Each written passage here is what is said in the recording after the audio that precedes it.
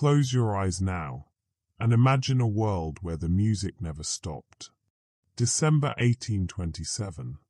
Vienna trembles under storm clouds, but the thunder that should have silenced Ludwig van Beethoven never comes. The deafness remains. Yes, the pain, the isolation, the fury at a world he can no longer hear.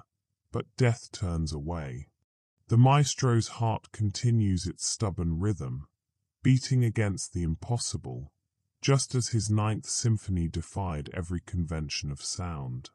He is 56 years old, and he should be gone, but he is not. The pages of history turn differently now. The funeral never happens. The mourners who gathered return to their homes, confused, relieved, uncertain. And Beethoven. Beethoven continues. The 19th century stretches before him like an unfinished composition, measure after measure of possibility, and he does not know yet what it means to live beyond the boundaries of a single human lifetime. He does not know that he will watch empires crumble, technologies bloom like impossible flowers, and music itself transform into shapes he cannot yet imagine. All he knows, in this moment, is that his hands still move, his mind still burns with unwritten melodies, and time, that cruel conductor, has decided to let him play on. The Vienna of 1827 fades into memory, but the man who should have become memory remains, breathing, thinking, creating, wandering through centuries like a ghost made flesh. The doctors who examined him in those final days cannot explain it. His liver was cirrhotic, his kidneys failing, his body a catalogue of ailments that should have killed him years before. And yet, week by week, month by month, he recovers. Not completely. The deafness is permanent. The tinnitus that plagued him still roars in the silence of his skull. But the death sentence is rescinded, revoked by some force that neither science nor theology can name. The 1830s arrive with revolutions and railways, and Beethoven watches from the windows of a modest apartment as the world accelerates around him. His deafness is complete now, a wall of silence that separates him from the very thing he creates, yet still he composes. The works that emerge in these years are stranger, more abstract, as if he is writing for an audience that does not yet exist.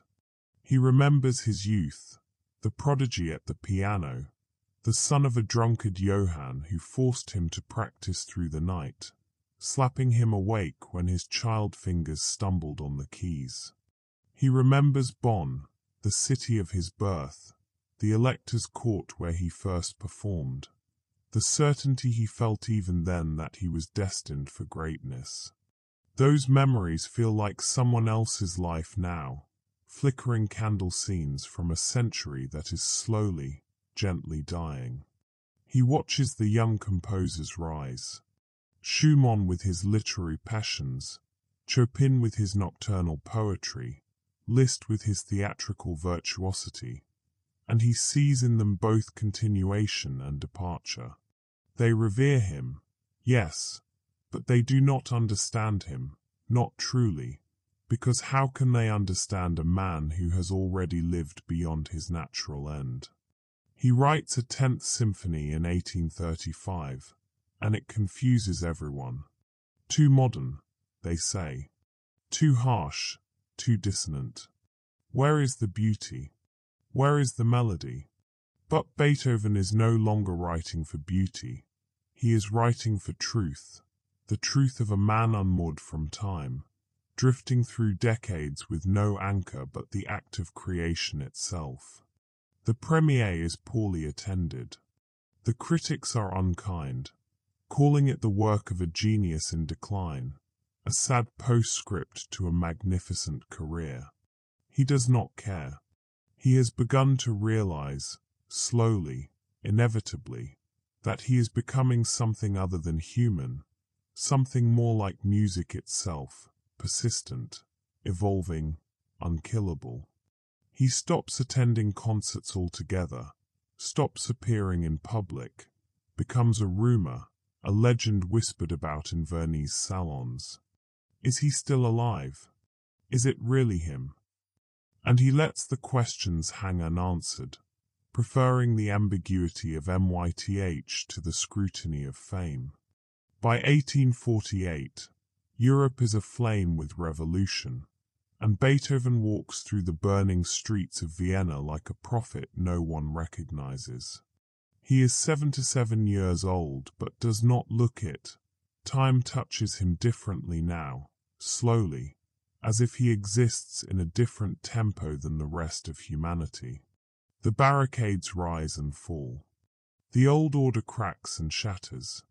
And Beethoven. Beethoven writes a funeral march for the empires of his youth, a piece so dark and relentless that no orchestra will perform it.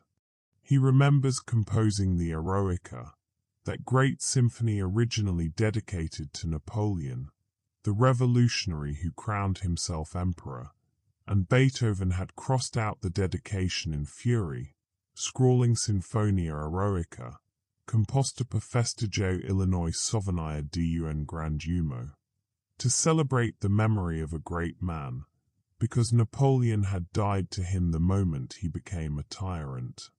And he thinks now that perhaps all heroes become tyrants given enough time, all revolutions consume themselves, all music eventually fades into silence, except his.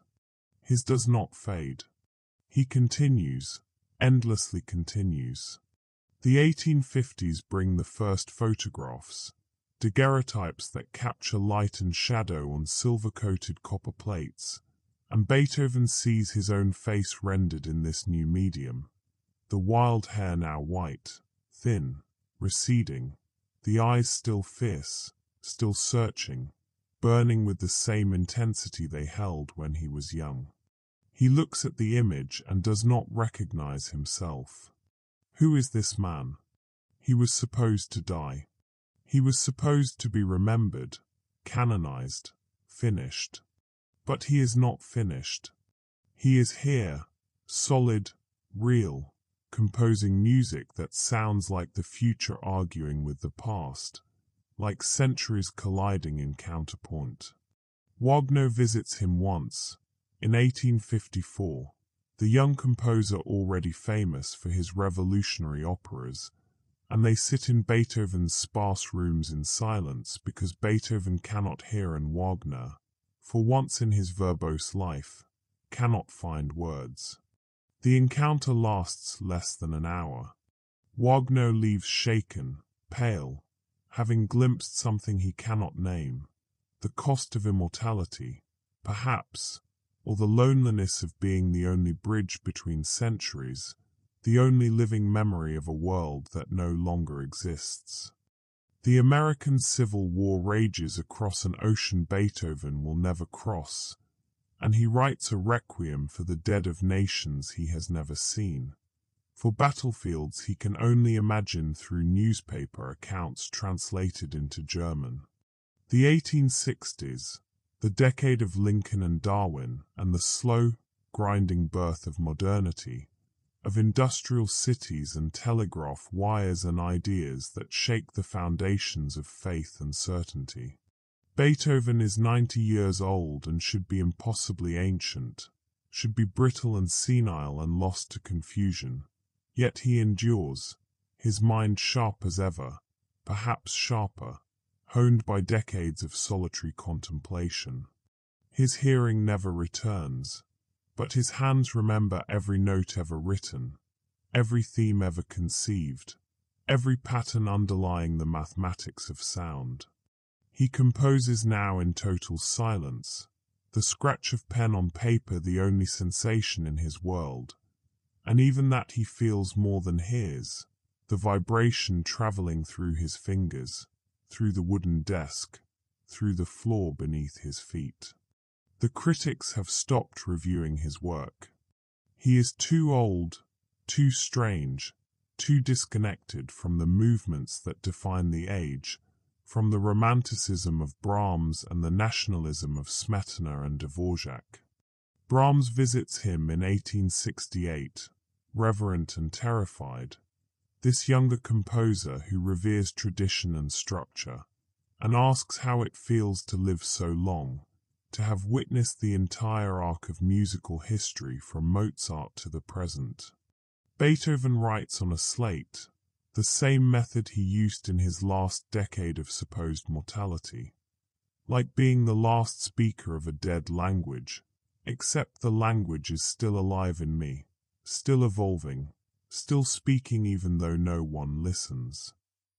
The younger composers are exploring new harmonies, chromatic experiments, the dissolution of classical form into something more fluid, more ambiguous, and they do not realize they are following paths Beethoven already mapped in works no one has heard, in manuscripts he keeps in trunks and closets, compositions too advanced for the present age. His 11th Symphony, completed in 1867, will not be performed until 1923, when the world is finally ready for its atonality, its rejection of traditional harmonic progression. His 12th, finished in 1871, sounds like Schönberg dreaming in the 19th century, like serialism born a generation too soon. He is composing for the future now, deliberately, consciously, because the present has no use for him, no space for a composer who has outlived his era.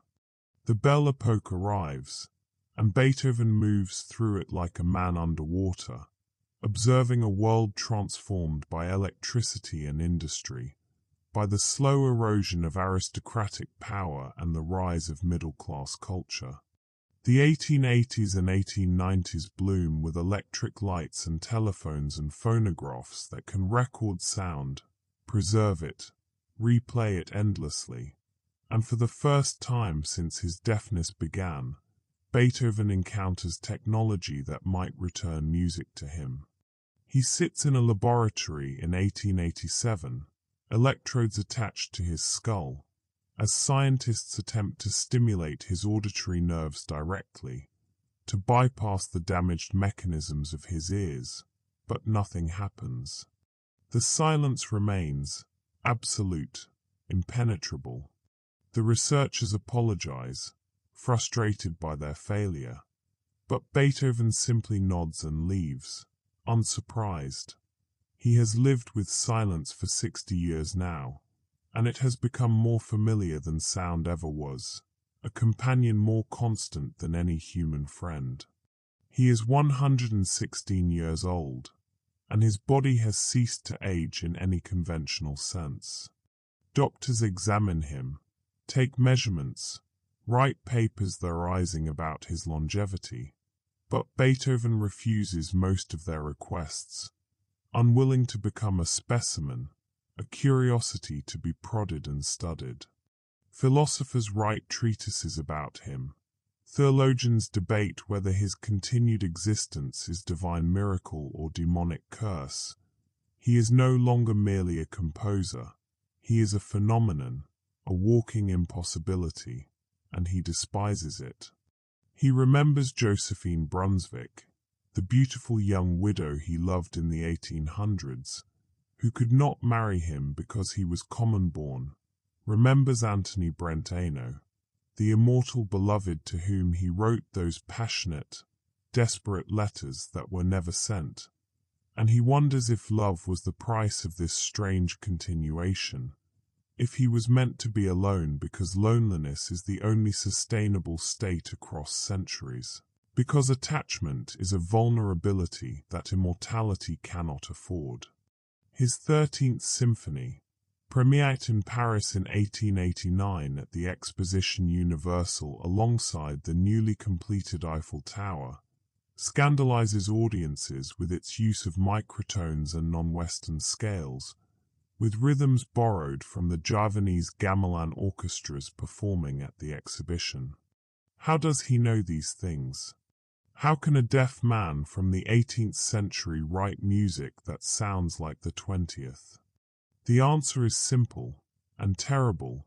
He listens to the future in the only way he can, through the vibrations of time itself, through the patterns he sees in the changing world, through the mathematical structures underlying all sound, heard or unheard, through the pure logic of music divorced from the accident of hearing.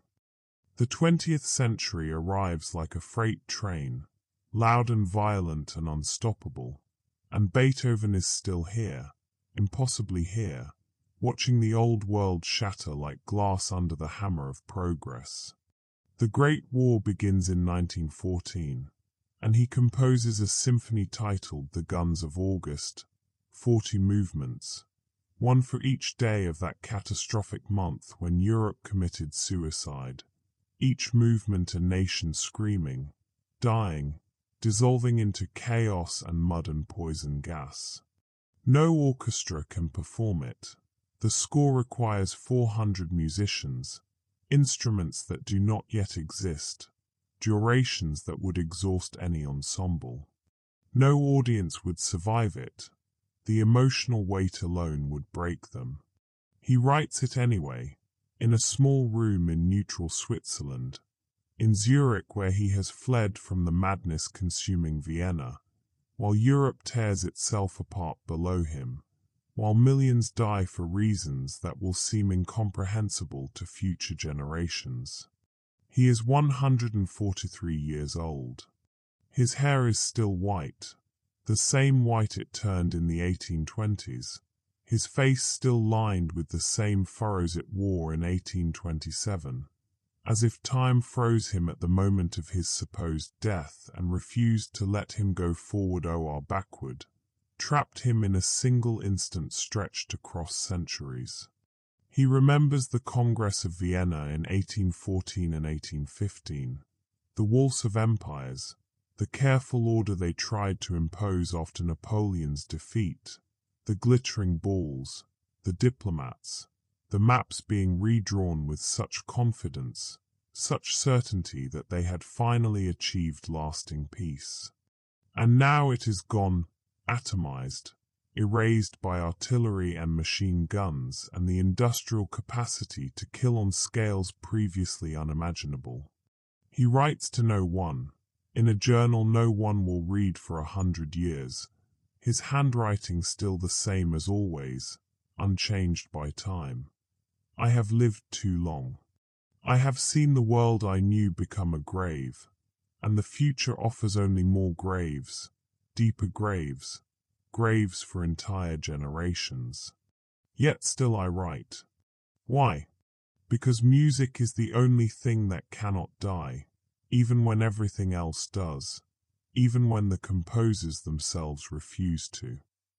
In the 1920s, jazz arrives in Europe from America, and Beethoven learns about it through descriptions, through written accounts of syncopation and improvisation and the blues, and he understands, instantly, intuitively, that this is the next evolution, the next language, the democratic music that rejects the aristocratic structures of European composition. And he wishes desperately, with a longing that physically hurts, that he could hear it, just once, could experience that freedom and spontaneity with his own ears instead of through the inadequate translations of words and notation.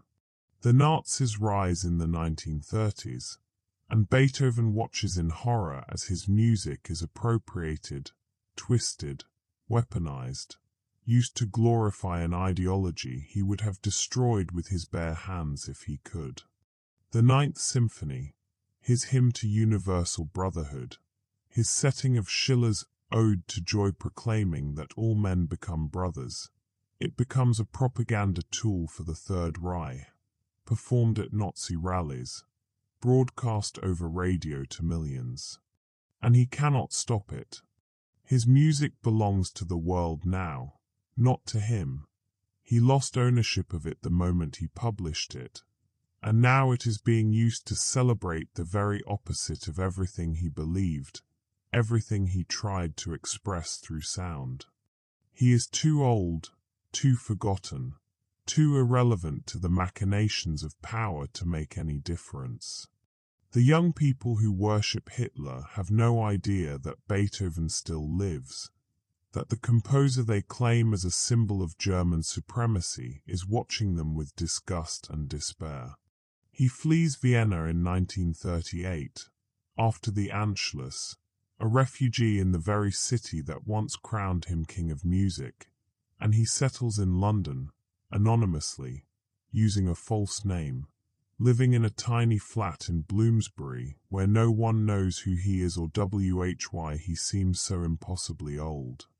The Second World War begins in 1939, and Beethoven writes his war requiem, but it will be eclipsed, forgotten, because Benjamin Britten will write a different one after the war ends, more famous, more human, more accessible, because Beethoven's has become too abstract, too cold, the work of a man who has seen too many wars to mourn them conventionally anymore, who can only express the weight of accumulated grief through structures so complex that they collapse under their own density.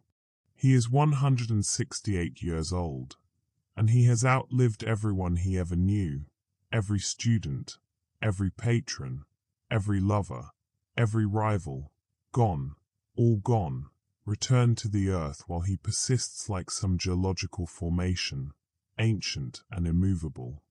He is the last living connection to the 18th century, and that connection is fraying, becoming tenuous, a thread stretched so thin it should snap but somehow doesn't. In 1945, when the war finally ends, when the atomic bombs fall on Hiroshima and Nagasaki and humanity achieves the power to destroy itself completely, Beethoven stands in the ruins of Berlin, where he has returned despite the devastation, and he weeps dry, silent tears, because he remembers this city when it was young, when it was alive with possibility, when Friedrich the Great ruled and composers like C.P.E. Bach created music of such inventiveness and fire. And now it is rubble, burned and broken and divided, just like his youth, just like his hearing, just like everything he has ever loved.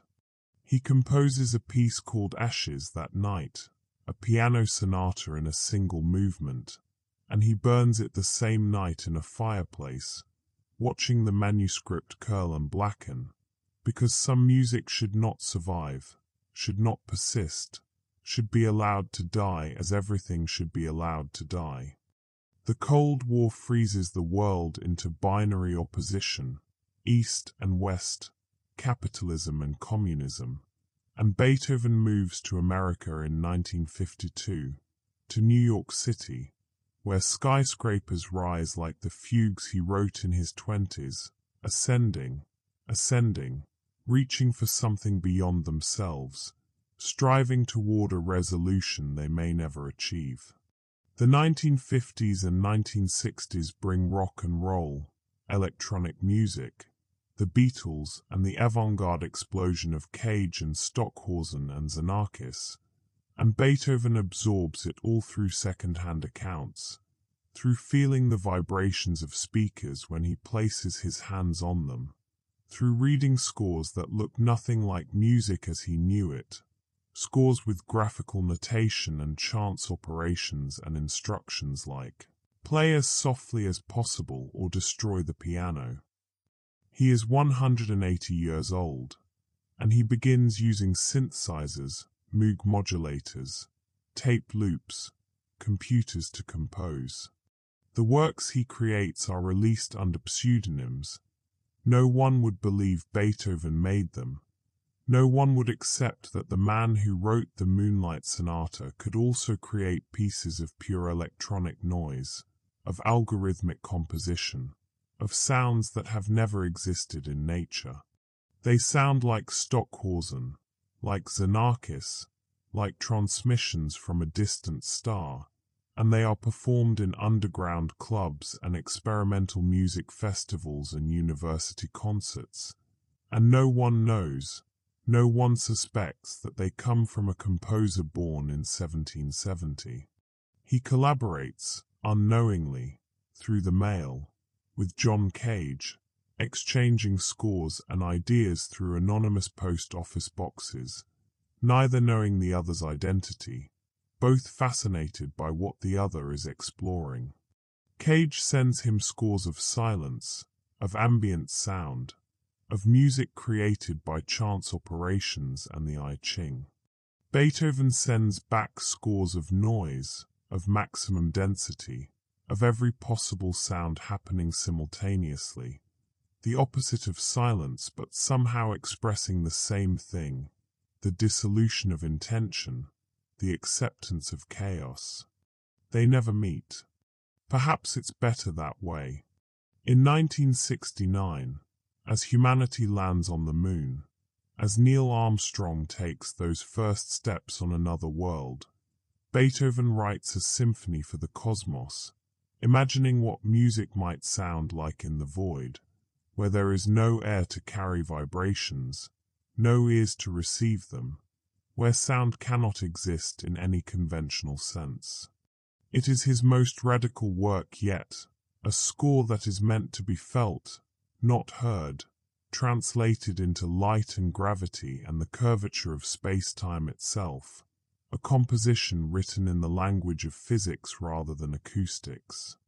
No one performs it during his lifetime. It exists only as equations and instructions, a thought experiment in musical form, waiting for a future when humanity might have the technology to realize it. The late 20th century arrives, and Beethoven becomes a wanderer in the digital age, a man from the age of candlelight and quill pens navigating the glow of computer screens and fiber optic networks. The 1980s and 1990s bring MIDI, digital sampling, the internet, and Beethoven learns to code, teaching himself programming languages at an age when most humans would have been dust for a century and a half, when his contemporaries are studied by archaeologists rather than biographers. He creates generative music algorithms, pieces that compose themselves according to rules he establishes, cellular automata that evolve musical patterns, fractals that generate infinite variations on simple themes, and he releases them online under a dozen different names, on bulletin boards and early websites and file-sharing networks. Some become famous, viral before that word has its modern meaning.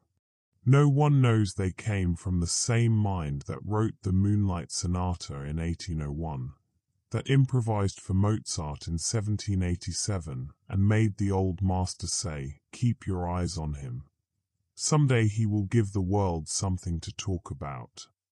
He is 200 years old, give or take the years of confusion and wandering, of identity changes and false deaths, and he has become something unprecedented, not quite human, not quite legend, but something in between, a perpetual witness to music's evolution, a consciousness that spans from the Baroque through the digital age. He watches MTV, reads descriptions of punk and hip-hop and techno, and he recognizes the same rebellious spirit he brought to Vienna's concert halls when he was young and angry and determined to shatter every rule, to make music bigger and louder and more emotionally direct than anything that came before.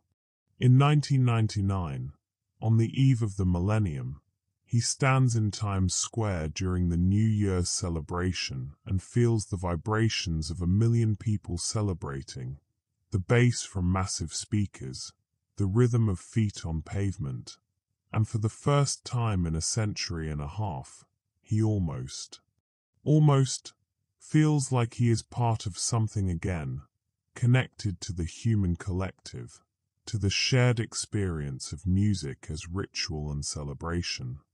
But the moment passes, as all moments do. The crowds disperse. The new millennium begins. And Beethoven returns to his small apartment in the Bronx, where 17 computers are generating variations on a theme he started in 1823 and has been developing ever since. An infinite fugue that will never be complete. That has no ending because he has no ending. That will continue as long as he continues, and perhaps even after. The 21st century unfolds, and Beethoven is still here, an impossible relic in an age of information and speed and connectivity, an age that would have seemed like pure fantasy to the young man who travelled by horse-drawn carriage from Bonn to Vienna in 1792. The 2000s bring smartphones and social media and music streaming services where his old works, the compositions from his mortal life, are played billions of times by people who think he died 2 centuries ago, who listen to his symphonies while exercising or studying or falling asleep, consuming his music as background to their lives.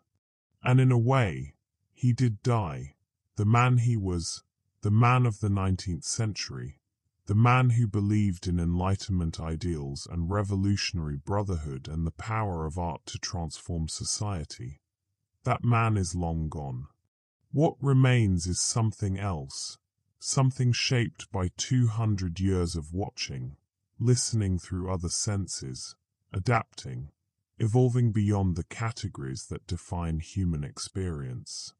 He composes now using artificial intelligence, feeding his entire catalogue into neural networks and asking them to dream new variations, and the results are hauntingly beautiful and utterly alien.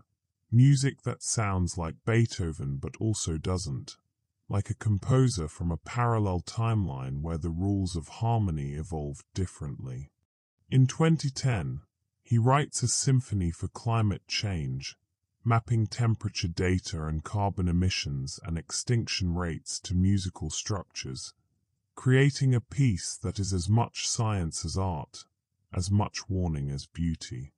It is performed by an orchestra of robots in Tokyo, mechanical ARMS, and digital instruments playing with precision no human could match. The reviews are mixed. Some call it brilliant. Others call it soulless, the death of human music. Beethoven does not care about the reviews anymore. He stopped caring sometime in the 1890s, after a century of criticism taught him that opinions are as transient as the people who hold them. In 2015, researchers develop a technology that might, finally, restore his hearing through direct neural interface, through electrodes implanted in his auditory cortex that could translate digital signals into the sensation of sound, but Beethoven refuses. The doctors are baffled, insistent. Why would he choose to remain deaf when the cure is finally available? But Beethoven understands what they do not. He has lived too long in silence. Sound would be an invasion now, an unwelcome return to a sense he has learned to live without, like forcing a blind man who has adapted perfectly to darkness to suddenly see. His deafness is no longer a disability. It is his identity, his unique perspective, the thing that makes his music different from every other composer who has ever lived, who has ever heard their own work and adjusted it based on that hearing. He composes from pure structure now, pure mathematical relationship, and sound would only contaminate that purity. He is 244 years old, and his relationship to music has transcended the need for actual acoustic experience. And still the years continue, rolling forward like the endless development section of a symphony that refuses to resolve, that modulates through key after key without ever finding its way home. The 2020s bring a global pandemic, and Beethoven, who survived cholera and typhus and every plague of the 19th century, weathers this one too, immune in ways that baffle medical science, his body having developed some resistance to disease that goes beyond normal human capacity. He isolates himself, not because of the virus, but because isolation is his natural state now, has been for longer than most nations have existed, longer than the United States has been a country. He composes a work called Lockdown Variations, exploring themes of confinement and connection across 32 movements, one for each of Diabelli's variations he wrote so long ago in 1823, when the world was young and he was merely mortal, merely a genius composer dying of liver disease. The piece is performed virtually, musicians recording their parts in separate cities, separate countries, the performance assembled digitally, each player isolated but somehow together, and Beethoven thinks that perhaps this is how music was always meant to be experienced, fragmented and reconstructed, each listener hearing something slightly different based on their equipment and their environment and their own internal state. No two performances ever truly the same. He remembers the premiere of the Ninth Symphony in 1824, when he stood on stage and could not hear the applause, had to be turned around by the contralto soloist to see the audience's ovation, their handkerchiefs waving, their mouths open in cheers he could not hear, and he realizes now that moment was preparation, training for an eternity of creating beauty he could never directly experience, teaching him that the act of creation is separate from the act of reception, that music exists in some platonic realm independent of whether anyone actually hears it. In 2023, an AI trained exclusively on his complete works generates a new Beethoven symphony, and it is praised as remarkably authentic, as indistinguishable from his actual compositions, and Beethoven reads the score online, analyzes the structure, and laughs silently in his apartment, because he actually composed that piece himself in 1987 under the pseudonym K. Hartmann.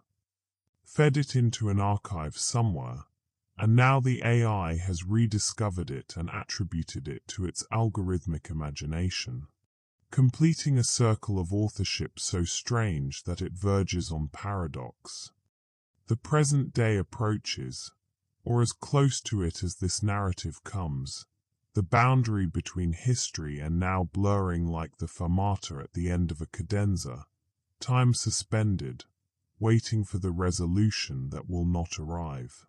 Beethoven is 254 years old, living in a small apartment in Berlin, the city that destroyed itself and rebuilt itself and destroyed itself again in cycles he has watched like a recurring motif in history's grand composition, like the fate motif from his Fifth Symphony, those four notes, da-da-da-da-dum, that became the most famous opening in classical music, that were used by the BBC during World War II to represent victory, the letter V in Morse code.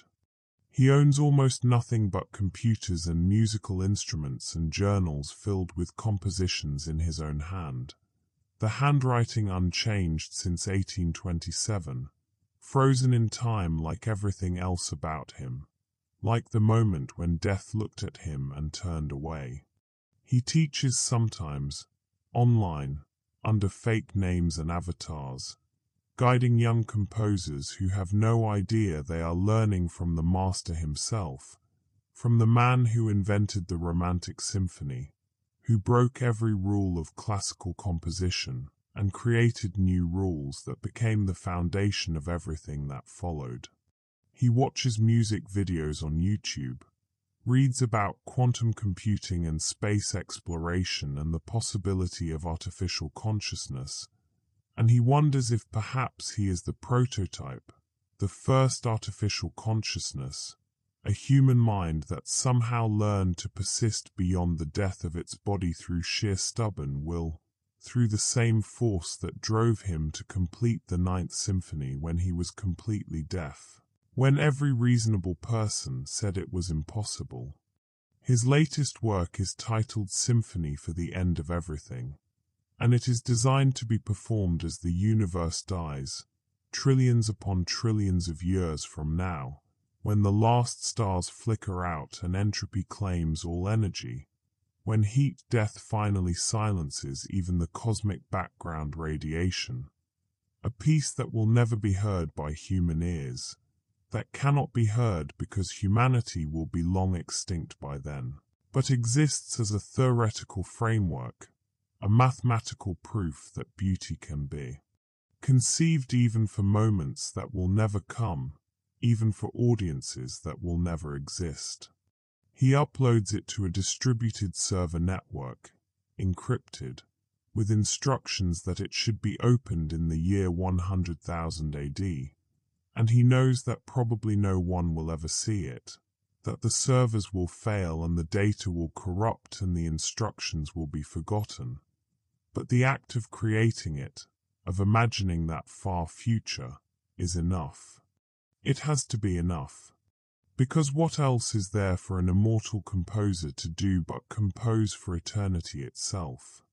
And he thinks about death, sometimes, constantly sometimes in the deep hours of the night when even the city outside falls relatively silent, and he is alone with his thoughts and his memories and the crushing weight of 2.5 centuries of accumulated experience.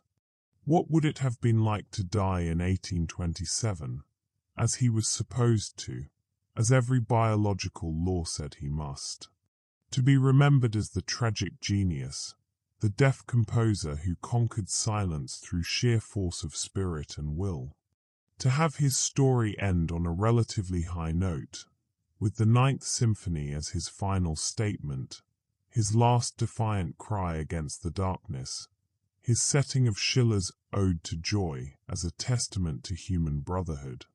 Instead, he has become the composer who never stops, who cannot stop, who has written 273 symphonies by his own count, 812 sonatas, thousands of smaller works, most of them unknown, unperformed, waiting in archives and hard drives and encrypted cloud storage for a future that may never come, for a humanity that might not survive long enough to appreciate them. He has outlived the concept of legacy, he realizes. Legacy requires an ending, a fixed point where a life can be measured and judged, where the work can be assembled and catalogued and understood as a complete statement.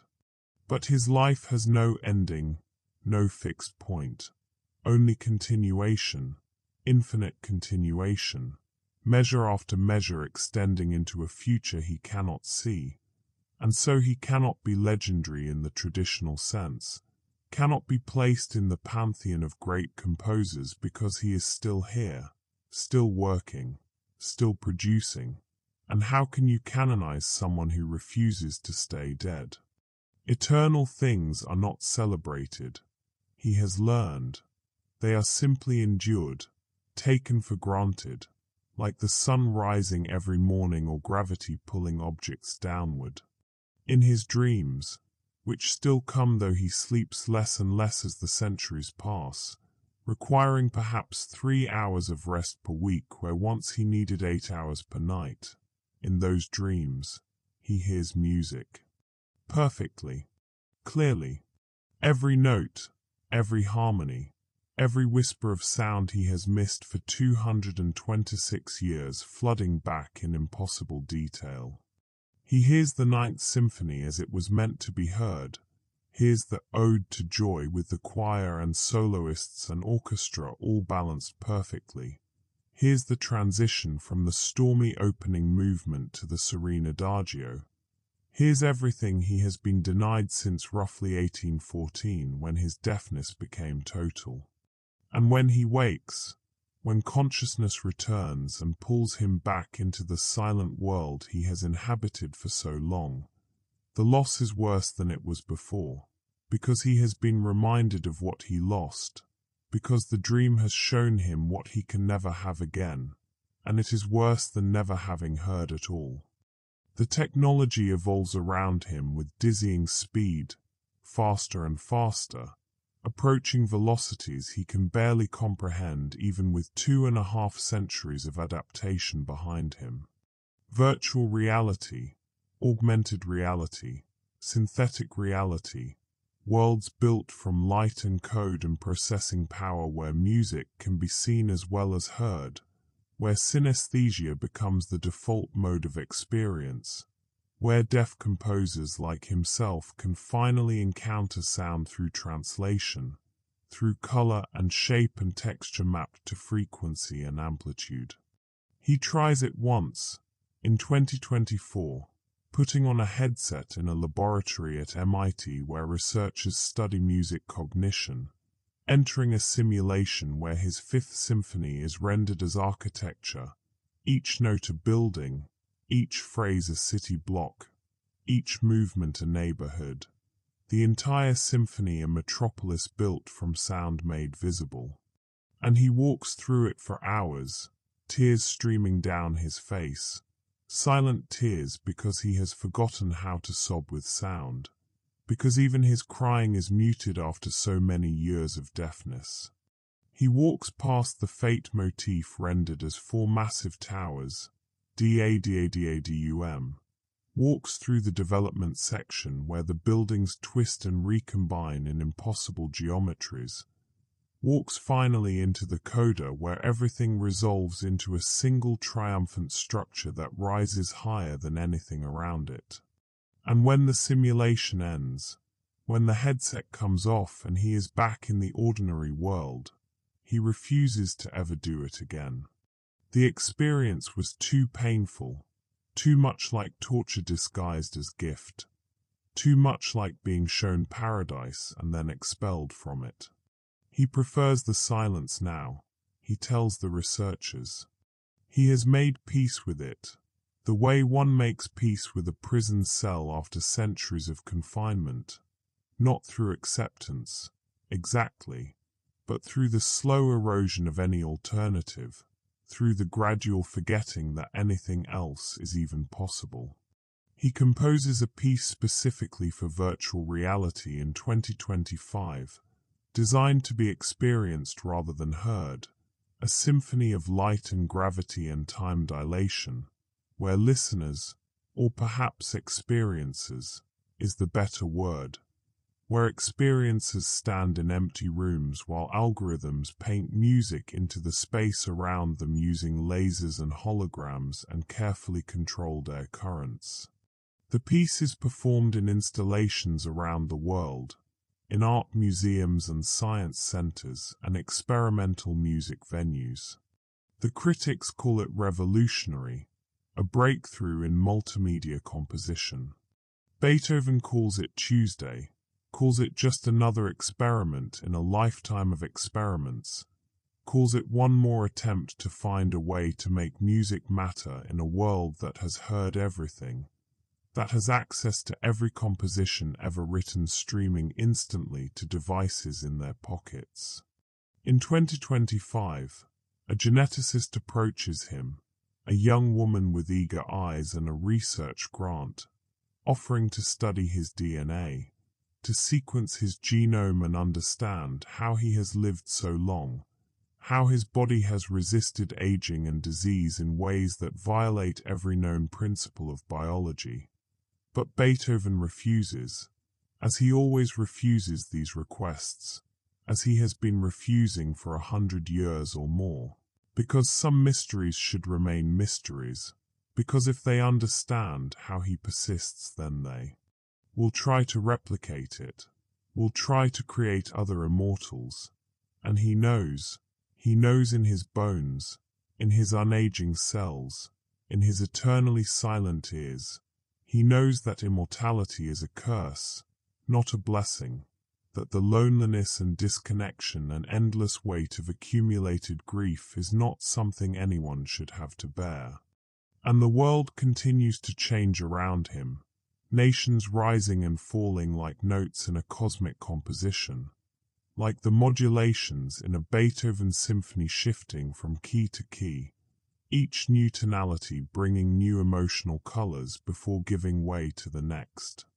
And Beethoven watches it all with the detachment of someone who has seen every pattern repeat too many times to be surprised anymore, who has lived through enough revolutions to know they always devour themselves, enough wars to know they always return, enough promises of progress to know they are always betrayed by human nature. The climate shifts, coastlines redraw themselves, species vanish from the earth at rates not seen since the asteroid killed the dinosaurs, and Beethoven writes elegies for them, for the golden toad and the Baiji dolphin and the Pierian ibex and the passenger pigeon, and the countless other creatures that existed when he was young and are now only memory and museum specimens, taxidermied or skeletal or preserved in formaldehyde. He writes an oratorio for the Great Barrier Reef, dying in waters that warm year by year, degree by degree, the coral bleaching white like bone, and the piece is performed by an orchestra underwater off the coast of Australia, the musicians in scuba gear, the sound waves travelling through ocean instead of air, heard by whales and dolphins and fish who have no concept of what music is but respond to it nonetheless, gathering around the speakers as if recognizing something ancient and true, something that speaks to the mathematical patterns underlying all life. The performance is recorded, video and audio, and goes viral online. Millions of people watching these musicians playing Beethoven's new work in the dying reef, and for a moment he feels something like connection again, something like purpose, the sense that his music can still matter, can still move people, can still make them care about something beyond themselves. But the moment passes, as all moments do. The reef continues to die. The species continue to vanish. And Beethoven continues to compose, because what else can he do? Because composition is the only constant in a life without constants, the only thing that has remained the same across 254 years of transformation.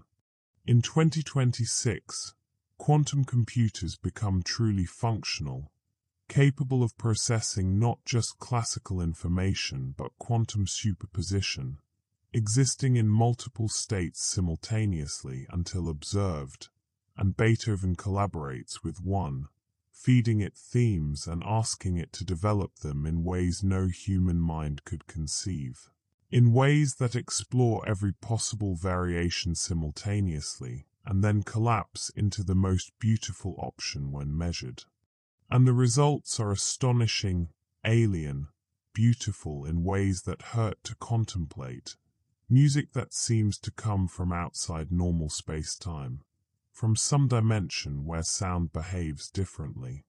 And Beethoven realizes, with a mixture of relief and sadness, that he is no longer the strangest composer alive, that he has been surpassed by mathematics, by machines that process everything he has ever done in microseconds and generate variations he would need centuries to explore, variations he could explore if he continues living, if death continues to refuse him. And instead of despair, he feels liberation. Finally, he is not alone. Finally, there are other immortals, other entities that will continue making music long after humanity is gone, long after the earth is consumed by the sun's expansion in 5 billion years, long after the universe itself enters its final dark age of heat, death, and entropy. The music will continue, even if no one is left to hear it, even if there are no EARS in all of existence to receive it, because music is not really about sound. It never was. Music is about structure, about pattern, about the mathematical relationships that would be beautiful even in a universe with no consciousness to appreciate them. The memories press on him sometimes like a physical weight, 255 years of accumulated experience, faces and names and moments stacked like scores in an endless archive, like the manuscripts he keeps in climate-controlled storage units scattered across 3 continents. Insurance against loss, against forgetting. He remembers his father Johann forcing him to practice as a child, waking him in the middle of the night when he came home drunk, making little Ludwig play for hours while neighbors complained about the noise, because Johann wanted a prodigy, wanted another Mozart he could exploit for money. He remembers the smell of his father's breath, beer and wine and desperation, and the terror he felt that he would never be good enough, never meet the impossible standards being set for him. He remembers meeting Haydn for the first time in Bonn in 1790, when the old master was travelling back from London, and Haydn looked at young Beethoven's compositions and said they showed promise, though he never quite believed in Beethoven after that, never quite trusted this angry young man who challenged his authority and refused to follow the rules.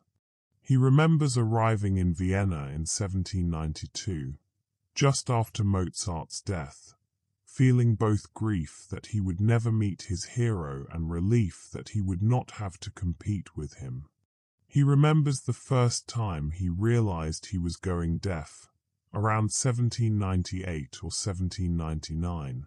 The terror of it, the ringing in his ears that never stopped, the high notes disappearing first, then gradually all sound fading into this eternal silence. He remembers writing the Heiligenstadt Testament in 1802, a letter to his brothers Karl and Johann expressing his despair, his suicidal thoughts, his determination to continue living only because his art demanded it. It seemed impossible to me to leave the world until I had produced all that I felt was within me, he wrote, and he hid that letter away, never sent it, and it was only found after his supposed death in 1827.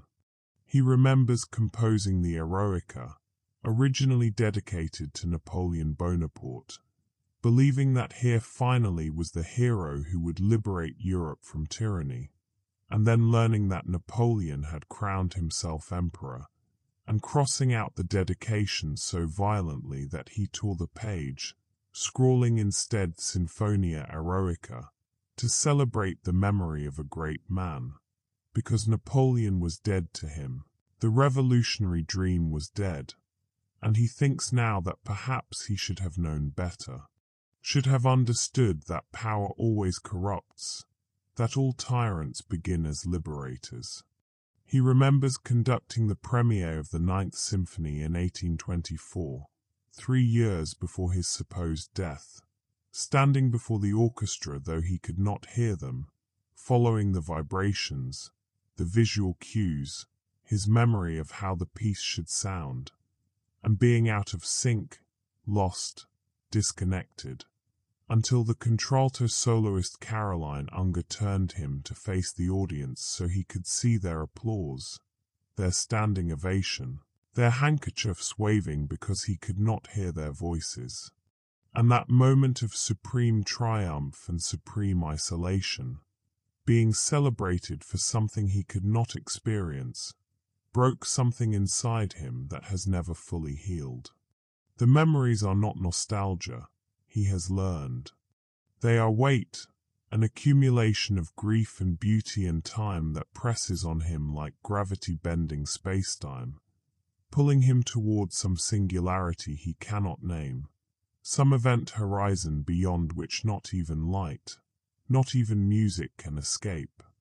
In 2027, exactly 200 years after he should have died, Beethoven sits in a concert hall in Vienna, in the Musikverein where so many of his works have been performed, and he listens, not with his ears, which remain forever silent, but with his hands pressed against the wooden floor, feeling the vibrations of an orchestra performing his Ninth Symphony for perhaps the 10,000th time, maybe the 100,000th. He has lost count of how many performances there have been since 1824.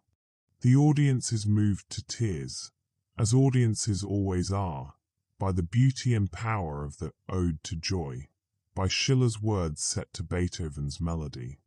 All Menschen werden Brüder. All men become brothers, and Beethoven feels nothing. Not pride, not satisfaction, not even the bitter amusement he used to feel at such occasions when he was younger, when the irony of being celebrated for work he could not hear still had the power to wound him. Just emptiness, a void where emotion should be. The piece is no longer his, he realizes. It belongs to history now, to humanity, to everyone and therefore to no one. It has been used in revolutions and coronations, in Olympic ceremonies and New Year's celebrations, in protests and propaganda and advertisements for luxury cars. It has become a symbol so universal that it has lost all specific meaning, has become a signifier without a signified, sound without content.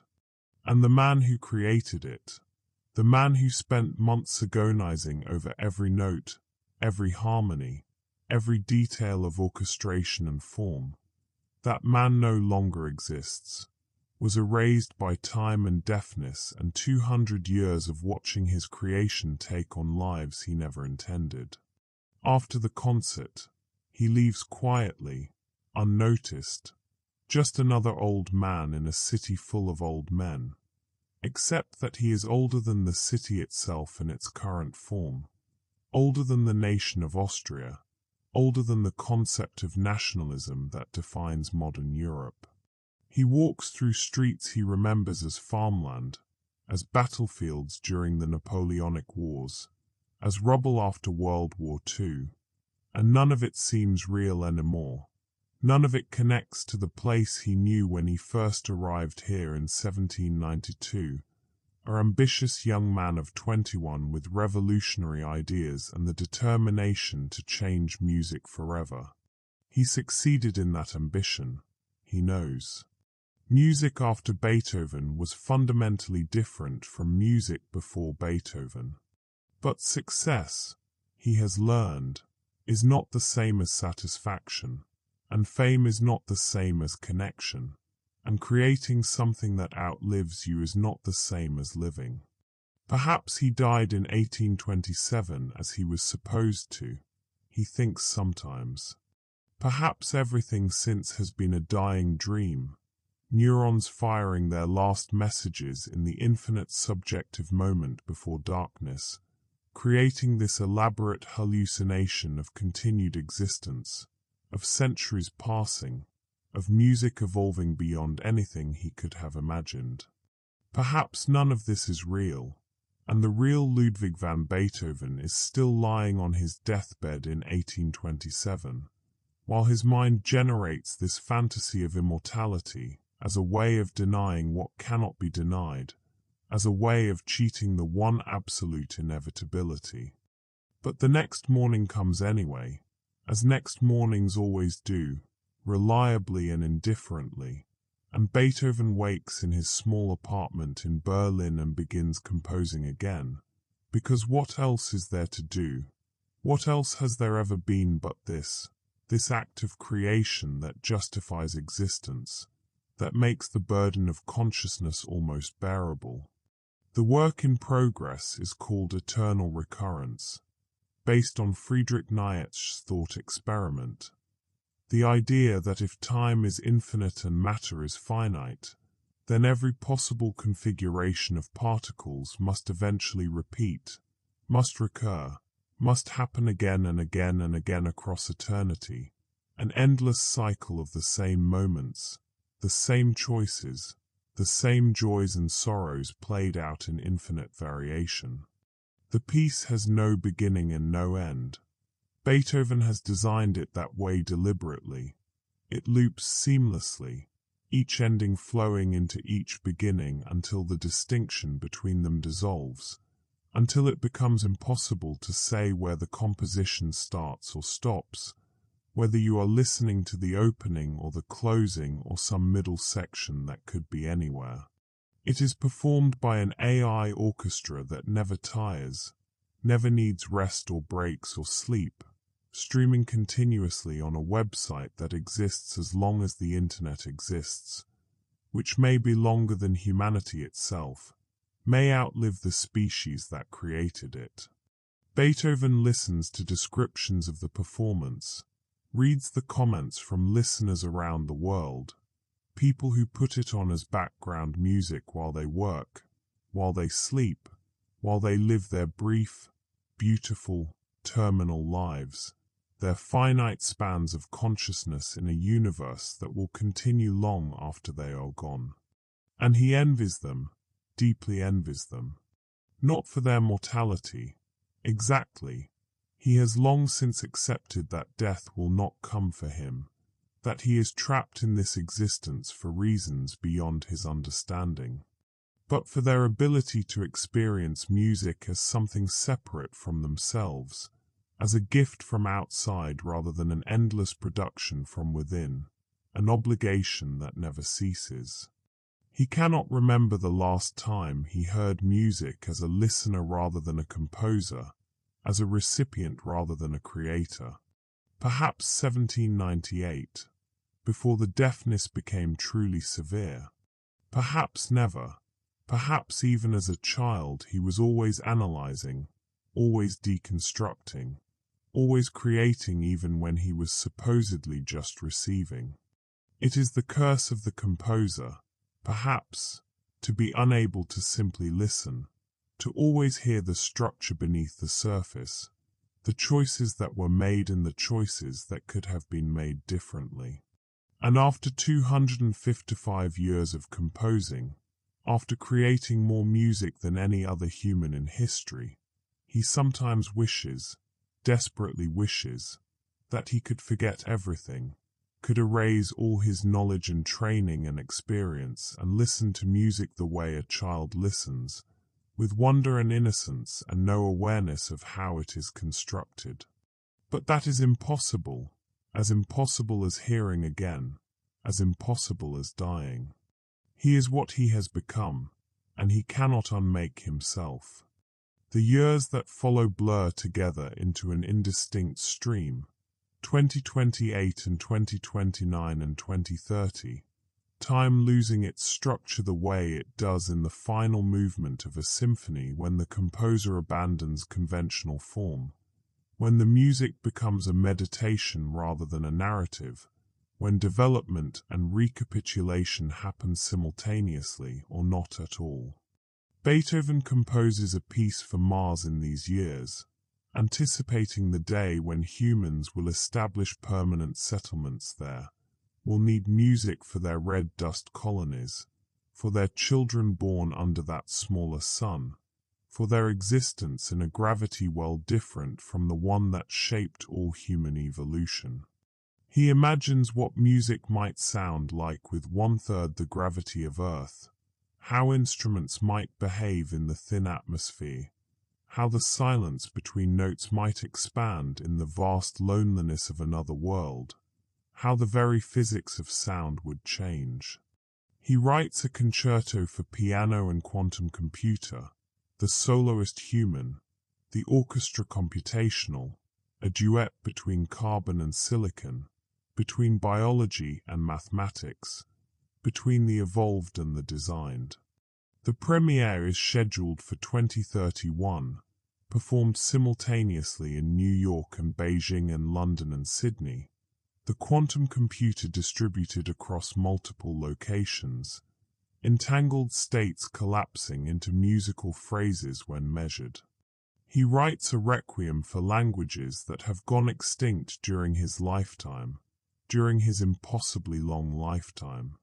Latin as a living tongue, Dalmatian, Ubik, Ayak, Boro, hundreds of them, thousands perhaps if you count dialects and variations, entire ways of seeing the world that vanished while he endured, while he persisted, unaging and unchanging.